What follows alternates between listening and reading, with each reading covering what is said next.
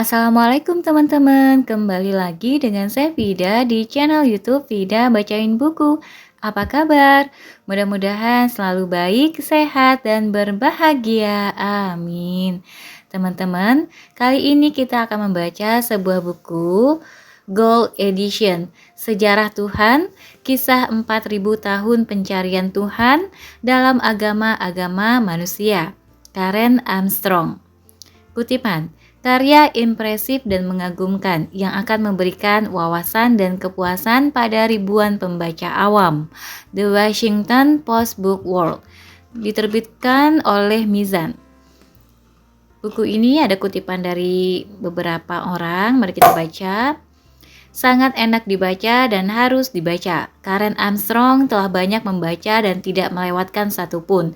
Dia menyajikan pandangan paling solid tentang Tuhan yang dapat diuraikan dalam sebuah buku. Anthony Burgess, The Observer. Lanjut, dia menyegarkan pemahaman tentang apa yang sudah kita ketahui dan memberikan pengenalan yang jelas tentang yang tak kita ketahui. Kerinduan, kata Agustinus, membuat hati menjadi dalam. Itulah tema yang mengalir di sepanjang buku yang lugas ini, beserta sebersit harapan yang mengakhirinya. Robert Runcie, mantan Uskup Agung Canterbury. Buku yang sangat menantang secara intelektual, cara yang memesona dalam mendekati subjeknya. Rabbi Julia Neuberger. Brilian dan autoritatif. Survei yang luar biasa, sejarah agama yang sangat kaleidoskopis, menyeluruh, cerdas, dan sangat enak dibaca. Kirkus Reviews. Selain banyak menyajikan sejarah agama, Armstrong juga mendiskusikan berbagai filosof, mistikus, dan pembaru yang terkait dengan agama-agama itu. Buku yang sangat bagus dan informatif. Library Journal. Sejarah komparatif yang hebat dan menyeluruh tanpa takut-takut menyoroti landasan sosiopolitik bagi mengakar, berkembang, dan berubahnya agama-agama. Publisher Weekly.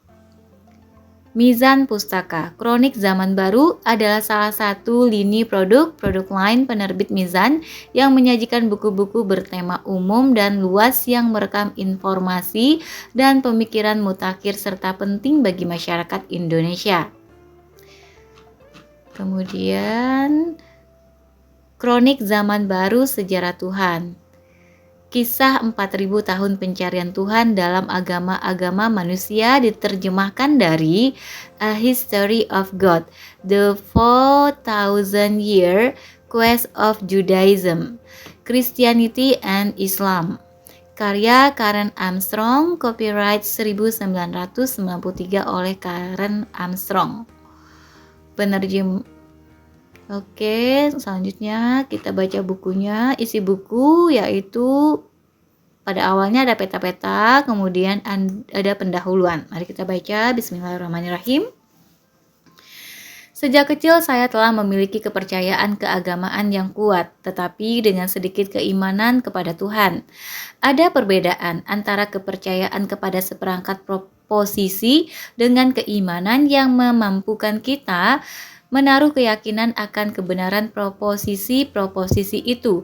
Secara implisit, saya percaya Tuhan itu ada. Saya juga beriman kepada kehadiran sejati Kristus dalam Ekaristi, kepada kebenaran sakramen, kepada kemungkinan keabadian neraka, dan kepada realitas objektif peleburan dosa. Akan tetapi, saya tidak bisa mengatakan bahwa kepercayaan saya terhadap semua ajaran agama tentang realitas sejati ini memberi bukti kepada saya bahwa kehidupan di dunia ini sungguh-sungguh baik atau bermanfaat.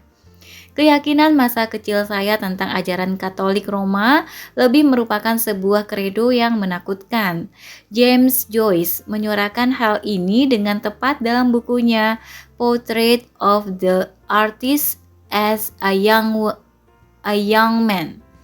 Saya mendengarkan khotbah tentang api neraka.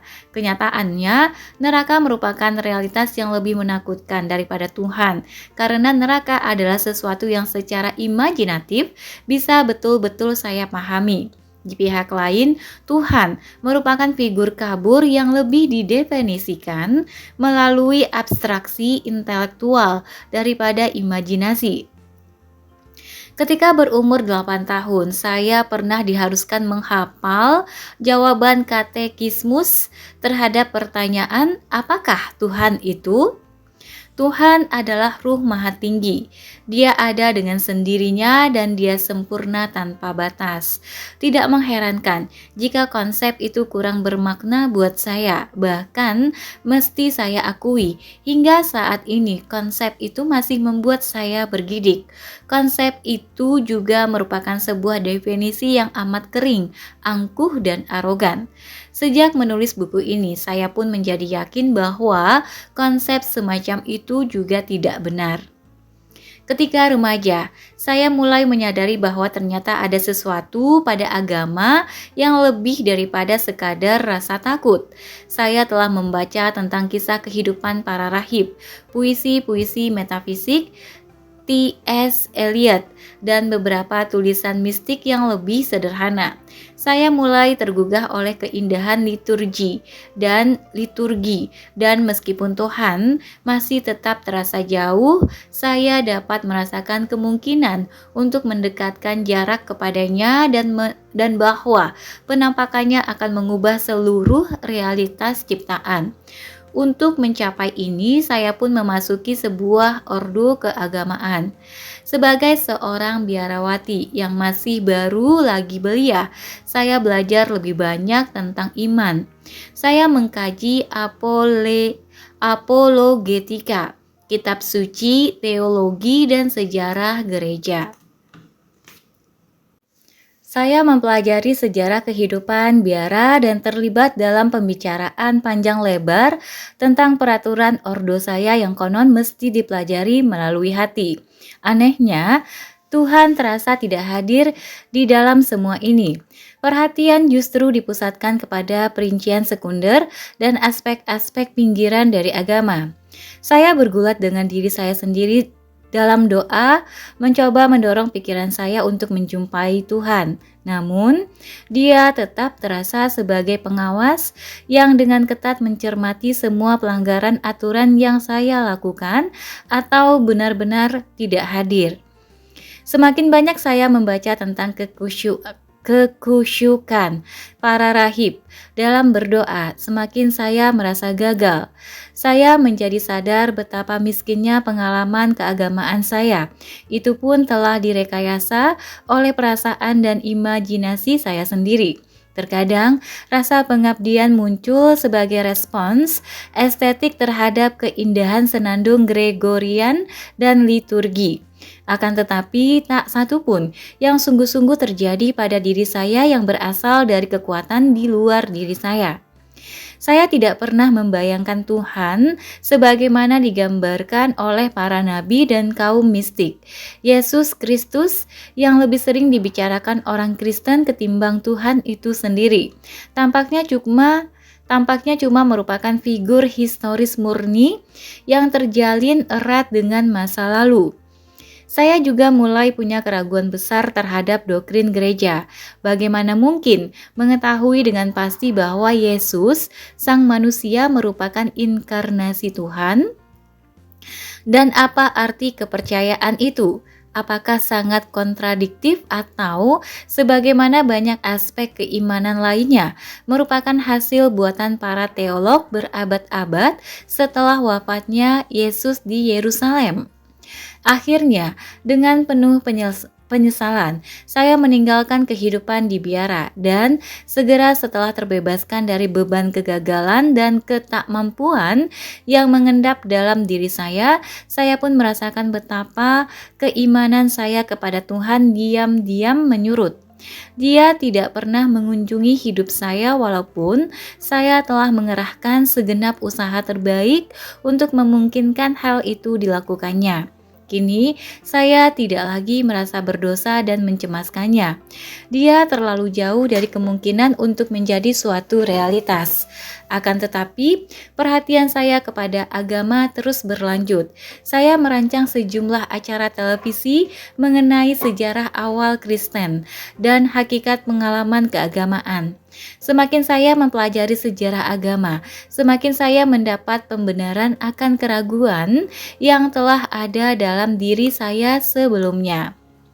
Doktrin-doktrin Kristen yang pernah saya terima dengan tidak kritis ketika kecil ternyata memang buatan manusia yang telah dikonstruksikan selama berabad-abad silam. Sains tampaknya telah mengesampingkan Tuhan pencipta dan para sarjana biblikal telah membuktikan bahwa Yesus tidak pernah mengklaim dirinya suci. Sebagai pengidap epilepsi, saya kadang melihat kilasan yang saya ketahui sebagai sekadar gangguan neurologis semata. Apakah penampakan dan kekusyukan yang dialami orang-orang suci itu juga sekadar gangguan mental? Tuhan semakin tampak sebagai sesuatu yang sudah diterima begitu saja oleh manusia. Selama menjadi biarawati, saya tidak percaya bahwa pengalaman saya tentang Tuhan adalah pengalaman yang istimewa. Gagasan saya tentang Tuhan telah terbentuk di masa kecil dan tidak berkembang lagi seperti pengetahuan saya dalam disiplin ilmu yang lain. Saya telah memperbaiki pandangan kekanak-kanakan saya yang simplistik tentang Tuhan Bapa. Saya telah mendapatkan pemahaman yang lebih matang tentang kompleksitas keadaan manusia daripada yang mungkin saya miliki di masa kanak-kanak. Namun, ide-ide masa kecil saya yang membingungkan tentang Tuhan belum berubah dan berkembang.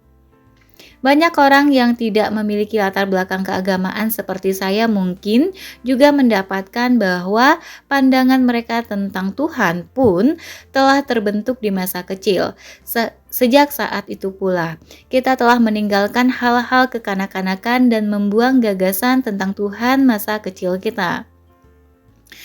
Namun, kajian saya tentang sejarah agama telah mengungkapkan bahwa manusia adalah makhluk spiritual. Ada alasan kuat untuk berpendapat bahwa Homo sapiens juga merupakan Homo religius. Manusia mulai menyembah dewa-dewa segera setelah mereka menyadari diri sebagai manusia. Mereka menciptakan agama-agama pada saat yang sama ketika mereka menciptakan karya-karya seni. Ini bukan hanya karena mereka ingin menaklukkan kekuatan alam. Keimanan awal ini mengekspresikan ketakjuban dan misteri yang senantiasa merupakan unsur penting pengalaman manusia tentang dunia yang menggetarkan, namun indah ini. Sebagaimana seni, agama merupakan usaha manusia untuk menemukan makna dan nilai kehidupan di tengah derita yang menimpa wujud kasatnya. Seperti aktivitas manusia lainnya, agama dapat disalahgunakan. Bahkan tampaknya justru itulah yang selalu kita lakukan. Ini bukanlah hal yang secara khusus melekat pada para penguasa atau pendeta sekular yang manipulatif, melainkan adalah sesuatu yang sangat alamiah bagi manusia. Sekularisme kita sekarang ini merupakan eksperimen yang sepenuhnya baru, yang belum pernah ada presidennya di dalam sejarah manusia. Kita masih perlu menyaksikan keberhasilannya, namun tak kalah benarnya jika dinyatakan bahwa humanisme liberal barat bukanlah sesuatu yang secara alamiah datang kepada kita. Sebagaimana apresiasi atas seni atau puisi, ia harus ditumbuhkan. Humanisme itu sendiri merupakan sebuah agama tanpa Tuhan. Kita semua agama tentunya bersifat teistik. Cita-cita etika sekular kita mempunyai disiplin pikiran dan hatinya sendiri dan menyediakan bagi manusia sarana untuk menemukan keyakinan pada makna tertinggi kehidupan manusia, seperti yang pernah disediakan oleh agama-agama konvensional. Ketika saya mulai meneliti sejarah ide dan pengalaman tentang Tuhan dalam tiga kepercayaan monoteistik yang saling berkaitan, Yahudi, Kristen, dan Islam, saya berharap menemukan bahwa Tuhan hanya merupakan proyeksi kebutuhan dan hasrat manusia. Saya kira dia akan mencerminkan rasa takut dan kerinduan masyarakat pada setiap tahapan perkembangannya. Prediksi-prediksi saya tidak seluruhnya tidak terbukti, tetapi saya benar-benar dikejutkan oleh beberapa penemuan saya. Seandainya saya telah mengetahui semua itu 30 tahun lalu, ketika saya mulai menjalani kehidupan di biara. Pengetahuan itu tentunya akan menyelamatkan saya dari ketegangan ketika mendengar dari para monoteis terkemuka ketiga agama itu, bahwa ketimbang menanti Tuhan untuk turun dari ketinggiannya, saya mesti secara sengaja menciptakan rasa tentang Dia di dalam diri saya. Para rahib, pendeta, dan sufi yang lain menyalahkan saya karena mengasumsikan bahwa Tuhan dalam pengertian apapun adalah realitas yang ada di luar sana. Mereka dengan tegas memperingatkan saya untuk tidak berharap mengalami Tuhan sebagai fakta objektif yang bisa ditemukan melalui proses pemikiran rasional biasa. Mereka tentu akan mengatakan kepada saya bahwa dalam pengertian tertentu, Tuhan merupakan produk imajinasi kreatif, seperti halnya seni dan musik yang bagi saya sangat inspiratif. Beberapa monoteis terkemuka bahkan dengan tenang dan tegas mengatakan kepada saya bahwa Tuhan tidak sungguh-sungguh ada. Namun demikian, Dia adalah realitas terpenting di dunia. Buku ini bukanlah tentang sejarah realitas Tuhan yang tak terucapkan itu, yang berada di luar waktu dan perubahan, melainkan merupakan sejarah persepsi umat manusia tentang Tuhan sejak era Ibrahim hingga hari ini. Gagasan manusia tentang Tuhan memiliki sejarah, karena gagasan itu selalu mempunyai arti yang sedikit berbeda bagi setiap kelompok manusia yang menggunakannya di berbagai periode waktu. Gagasan tentang Tuhan yang dibentuk oleh sekelompok manusia pada satu generasi bisa saja menjadi tidak bermakna bagi generasi lain. Bahkan pernyataan "saya beriman kepada Tuhan" tidak mempunyai makna objektif, tetapi seperti pernyataan lain umumnya, baru akan bermakna jika berada dalam suatu kompleks, misalnya ketika dicetuskan oleh komunitas tertentu. Akibatnya, tidak ada satu gagasan pun yang tidak berubah dalam kandungan kata Tuhan. Kata ini justru mencakup keseluruhan spektrum makna. Sebagian di antaranya ada yang bertentangan atau bahkan saling meniadakan. Jika gagasan tentang Tuhan tidak memiliki keluasan semacam ini, niscaya ia tidak akan mampu bertahan untuk menjadi salah satu gagasan besar umat manusia.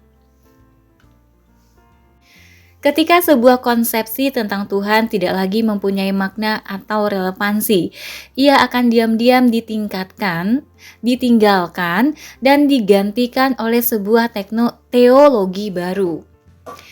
Seorang fundamentalis akan membantah ini karena fundamentalisme anti-historis. Mereka meyakini bahwa Ibrahim, Musa, dan nabi-nabi sesudahnya semua mengalami Tuhan dengan cara yang persis sama seperti pengalaman orang-orang pada masa sekarang.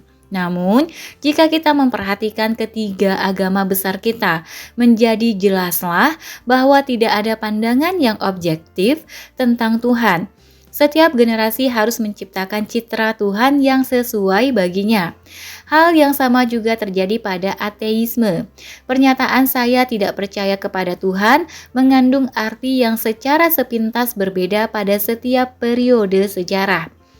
Orang-orang yang diberi julukan ateis selalu menolak konsepsi tertentu tentang ilah. Apakah Tuhan yang ditolak oleh ateis masa sekarang adalah Tuhannya para patriarki, Tuhan para nabi, Tuhan para filosof, Tuhan kaum sufi, atau Tuhan kaum deis? Abad ke-18 Semua ketuhanan ini telah dimuliakan sebagai Tuhan Alkitab dan Al-Quran oleh umat Yahudi, Kristen, dan Islam pada berbagai periode perjalanan sejarah mereka. Kita akan menyaksikan bahwa mereka sangat berbeda satu sama lain. Ateisme sering merupakan keadaan transisi. Makanya orang Yahudi, Kristen, dan Muslim disebut ateis oleh kaum pagan semasa mereka karena telah mengadopsi gagasan revolusioner tentang keilahian dan transendensi. Apakah ateisme modern merupakan penolakan terhadap Tuhan yang tidak lagi memadai bagi persoalan di zaman kita? Terlepas dari sifat non-duniawinya, agama sesungguhnya bersifat pragmatik. Kita akan menyaksikan bahwa sebuah ide tentang Tuhan tidak harus bersifat logis atau ilmiah, yang penting bisa diterima. Ketika ide itu sudah tidak efektif lagi, ia akan diganti. Terkadang dengan ide lain yang berbeda secara radikal. Hal ini tidak dipusingkan oleh kebanyakan kaum monoteis sebelum era kita sekarang karena mereka tahu bahwa gagasan mereka tentang Tuhan tidaklah sakral, tetapi pasti akan mengalami perubahan. Gagasan-gagasan itu sepenuhnya buatan manusia, tak bisa tidak, dan jauh berbeda dari realitas tak tergambarkan yang disimbolkannya. Ada pula yang mengembangkan cara-cara yang sangat berani untuk menekankan perbedaan esensial ini. Salah seorang mistikus abad pertengahan melangkah lebih jauh hingga mengatakan bahwa realitas tertinggi itu yang secara keliru dinamai Tuhan bahkan tidak pernah disebutkan di dalam Alkitab. Sepanjang sejarah, manusia telah mengalami dimensi ruhania yang tampaknya melampaui dunia material. Adalah salah satu karakteristik pikiran manusia yang mengagumkan untuk mampu menciptakan konsep-konsep yang menjangkau jauh seperti itu. Apapun tafsiran kita atas hal itu, pengalaman manusia tentang yang transenden ini telah menjadi sebuah fakta kehidupan. Tidak semua orang memandangnya ilahiyah. Orang Buddha, sebagaimana nanti akan kita lihat, akan menolak bahwa visi dan wawasan yang diperoleh lewat pengalaman itu berasal dari suatu sumber supranatural. Mereka menganggapnya sebagai hal yang alamiah bagi kemanusiaan. Akan tetapi, semua agama besar akan sepakat bahwa adalah mustahil untuk menggambarkan transendensi ini dalam bahasa konseptual biasa. Kaum monoteis menyebut transendensi ini Tuhan, namun mereka membatasinya dengan syarat-syarat penting. Yahudi misalnya dilarang mengucapkan nama Tuhan yang sakral, sedangkan umat Islam tidak diperkenankan melukiskan Tuhan secara visual. Disiplin semacam itu merupakan pengingat bahwa apa yang kita sebut Tuhan berada di luar ekspresi manusia. Ini bukan sejarah dalam pengertian biasa, sebab gagasan tentang Tuhan tidak tumbuh dari satu titik kemudian berkembang secara linear menuju suatu konsepsi final. Teori-teori ilmiah mempunyai sistem kerja seperti itu, tetapi ide-ide dalam seni dan agama tidak. Sebagaimana dalam puisi cinta, orang berulang kali menggunakan ungkapan yang sama tentang Tuhan. Bahkan, kita dapat menemukan kemiripan telak dalam gagasan tentang Tuhan. Bahkan kita dapat menemukan kemiripan telak dalam gagasan tentang Tuhan di kalangan orang Yahudi, Kristen, dan Islam. Meskipun orang Yahudi maupun Islam memandang doktrin Trinitas dan inkarnasi sebagai suatu kekeliruan, mereka juga mempunyai teologi kontroversial versi mereka sendiri. Setiap ekspresi yang amat bervariasi tentang tema-tema universal ini memperlihatkan kecerdasan dan kreativitas imajinasi manusia ketika mencoba mengekspresikan pemahamannya tentang Tuhan. Karena ini merupakan sebuah subjek yang luas, saya sengaja membatasi diri hanya mengkaji tentang Tuhan yang Esa, yang disembah oleh umat Yahudi, Kristen, dan Islam. Meski terkadang saya juga menyinggung konsepsi kaum pagan, Hindu, dan Buddha tentang realitas tertinggi untuk memperjelas suatu pandangan monoteistik. Tampaknya ide tentang Tuhan dalam ajaran agama-agama yang berkembang secara sendiri-sendiri tetap memiliki banyak keserupaan. Apapun kesimpulan yang kita capai tentang realitas Tuhan, sejarah gagasan ini dapat mengatakan kepada kita sesuatu yang penting mengenai pikiran manusia dan inti aspirasi kita. Di tengah kecenderungan sekular di kalangan masyarakat barat, ide tentang Tuhan masih mempengaruhi kehidupan jutaan orang. Tetapi pertanyaannya adalah, Tuhan menurut konsep mana yang mereka anut? Teologi sering memberikan penjelasan yang membosankan dan abstrak, akan tetapi sejarah Tuhan penuh gairah dan ketegangan. Tidak seperti beberapa konsep lain tentang realitas tertinggi. Sejarah ini pada awalnya dipenuhi pertarungan dan tekanan yang mengakibatkan penderitaan. Nabi-nabi Israel mengalami Tuhan mereka sebagai penderitaan fisik yang menimpa segenap anggota tubuh mereka dan memenuhinya dengan suka maupun duka. Realitas yang disebut Tuhan acap dialami para monoteis dalam keadaan ekstrim. Kita akan membaca tentang puncak gunung, kegelapan, keterasingan, penyaliban, dan teror. Pengalaman barat tentang Tuhan tampak agak traumatik. Apa alasan bagi ketegangan inheren ini? Kaum monoteis lainnya berbicara tentang cahaya dan transfigurasi. Mereka menggunakan gambaran yang amat berani untuk mengungkapkan kerumitan realitas yang mereka alami, yang jauh melampaui teologi ortodoks. Belakangan ini, perhatian terhadap mitologi bangkit kembali yang mungkin menunjukkan luasnya hasrat akan ekspresi yang lebih imajinatif tentang kebenaran agama. Karya mendiang sarjana Amerika Joseph Campbell telah menjadi begitu populer. Dia melakukan pengkajian mendalam tentang mitologi perennial manusia, menghubungkan mitos-mitos kuno dengan mitos-mitos yang hingga kini masih hidup di kalangan masyarakat tradisional. Sering diasumsikan bahwa Tuhan ketiga agama besar itu sama sekali tidak memiliki simbolisme, mitologi, dan syair. Namun demikian, sekalipun kaum monoteis pada dasarnya menolak mitos-mitos tetangga pagan mereka, mitos-mitos itu ternyata sering kembali masuk ke dalam keimanan pada masa berikutnya. Kaum mistik melihat bahwa Tuhan bereinkarnasi ke dalam tubuh seorang wanita, misalnya, sementara yang lain secara khidmat memperbincangkan seksualitas Tuhan dan memasukkan unsur feminin kepada Tuhan. Ini membawa saya ke titik yang sulit, karena Tuhan ini telah terlanjur secara khusus dikenal sebagai berjenis laki-laki, dan dalam bahasa Inggris kaum monoteis lazim merujuk kepadanya dengan kata ganti he. Pada masa sekarang, kaum feminis dengan sangat sadar menaruh keberatan terhadap hal ini. Penggunaan kata ganti maskulin untuk Tuhan ini menimbulkan persoalan dalam sebagian bahasa bergender. Akan tetapi, dalam bahasa Yahudi, Arab, dan Prancis, gender gramatikal memberikan nada dan dialektika seksual terhadap diskursus teologis yang justru dapat memberikan keseimbangan yang sering tidak terdapat di dalam bahasa Inggris. Misalnya, kata Arab Allah, nama tertinggi bagi Tuhan, adalah maskulin secara gramatikal, tetapi kata untuk esensi Tuhan yang ilahiyah